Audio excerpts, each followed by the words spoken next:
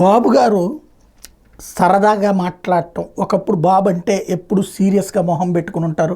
ఓ joke వేయరు, joke వేస్తే నవ్వరు.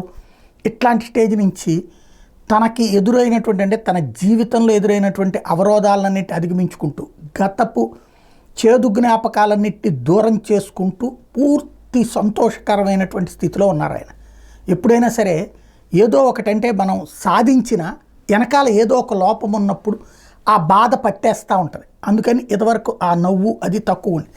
ఈ దఫా ఆయన జీవితంలో 93% స్ట్రైకింగ్ రేట్, 94% స్ట్రైకింగ్ రేట్.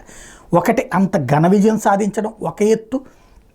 రెండవది కూటమితో పాటుగా విపక్ష పార్టీలైనటువంటి కాంగ్రెస్ పార్టీ, కమ్యూనిస్టులు కూడా రోజు తనని పొగుడుతూ జగన్ని నిలదీస్తూ ఉండటం మరొక ఎత్తు. అంటే టోటల్ రాజకీయం ఒక జగన్ ఒకవైపు చేసి తన ఒకవైపు ఉండటం. దీంతో ఒక సరదాగా ఇంకోటి పవన్ కళ్యాణ్ లాంటి వాడు నిత్యం తనకి అంటే చంద్రబాబుకి పోటీ కాదని చెప్తూ ఇంకో 10 ఏళ్ళు ఆయనే ముఖ్యమంత్రిగా ఉండాలని చెప్తూ ఉన్నటువంటి నేపథ్యంలో ఆయనలో క్రమంగా సంతోషం పెరుగుతోంది. ఆ సరదా మాటలు నిన్న కొంతమంది జర్నలిస్టులు మీరేదో రాజధానిలో ఇల్లు కొన్నారు కదా, నిర్మాణం కూడా మీరే చేస్తున్నారట కదా అంటే అదంతా మా హోంమంత్రి చూసుకుంటారు లాంటి సరదా సమాధానాలు చంద్రబాబు దగ్గర నుంచి మొదటిసారి వింటున్నాం. ఏది ఇప్పుడు ఈవెన్ బాలయ్యతో మాట్లాడి మొన్న అన్స్టాపబుల్. కానీ ఓవరాల్గా చూస్తే చంద్రబాబు గారు ఫుల్ జోష్తో ఉన్నారని చెప్పడంలో అతిశయోక్తి ఏం లేదు.